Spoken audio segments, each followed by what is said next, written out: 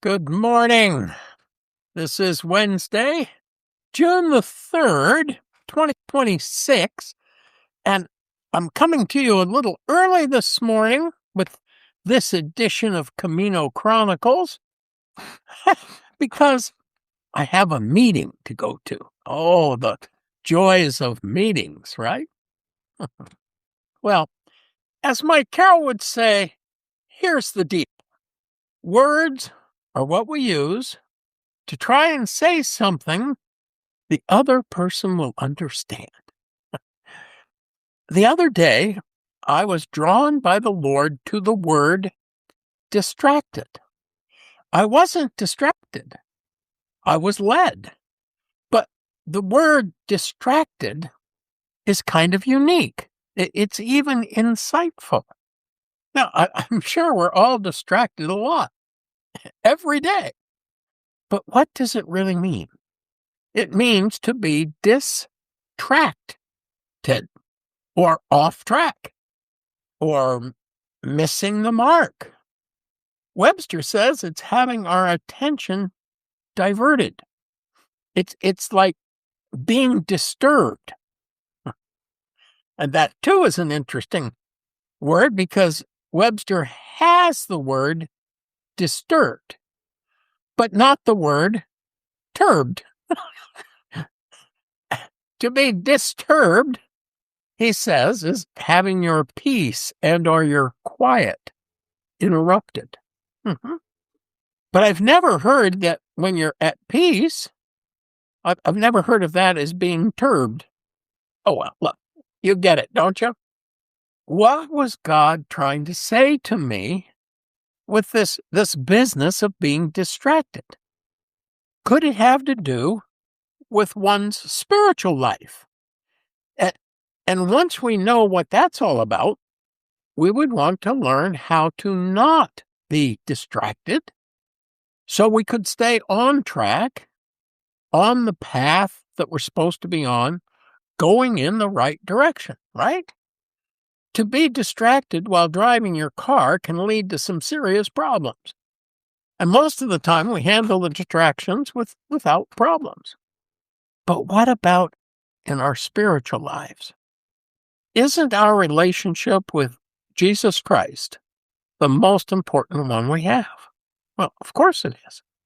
Is it realistic to think we could stay focused on Him all day long? Is it realistic to think that Jesus would lead us all day long? We say we know He is here, and He loves us, and He never leaves us.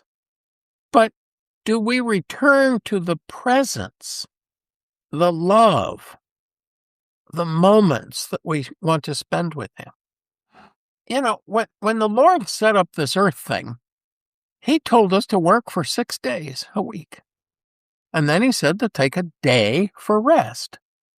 Now, He surely knew that working would take our attention, that raising our family would take our attention, that tending to our spouse or our business or even our fields would take our attention. And apparently He was cool with that because He established that on the day of rest, we would spend it with Him. But we don't.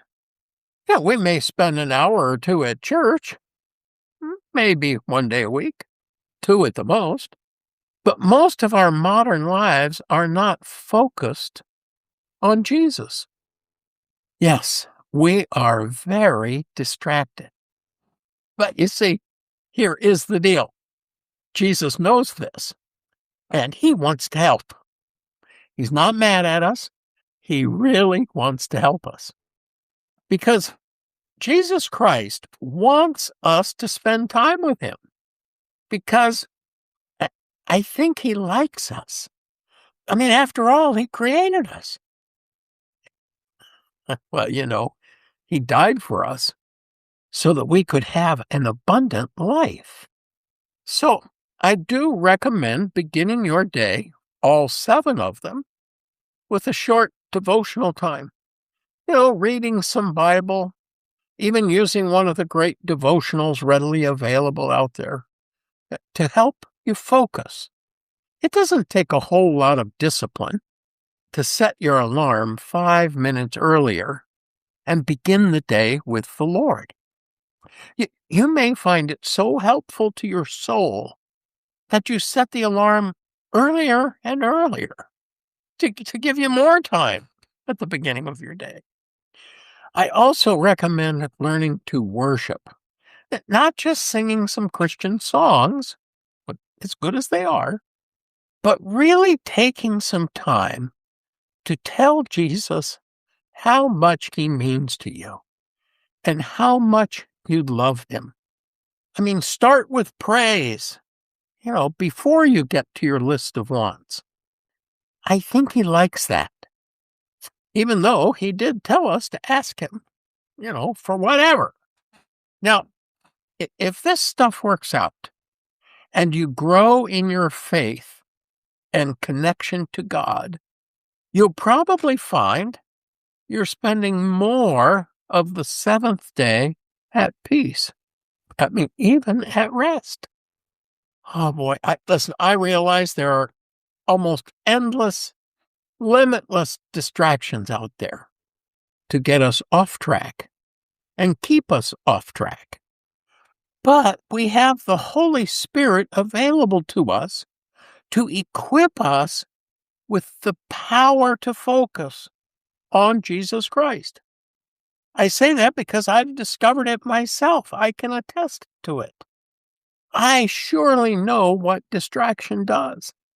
And I'm pretty much an expert at being distracted. And I'm fully engaged in this battle every day to not only put God first, but to keep him there. Morning devotions help me. I mean, the Bible helps me. Prayer helps me. Worship and songs of praise help me. The Lord has given us even more things to help us not be so distracted. He's given us families and co-workers and church people we call brothers and sisters. He's given us what we call nature to get our attention to his amazing creative power, which is why I love to spend time out there. And I encourage you, take a long walk to be alone with the Lord. In this busy modern world, so full of technology and distractions, I urge you to take care of your spirit as well as your body. Oh, yes. Here's the deal. If you pursue the Lord, he will let you find him, and he will draw you closer and closer, because he actually wants to spend time with you so that he can actually lead you in the ways you should go. Come on, try it. I think you'll like it. God bless you today. Pastor Skip.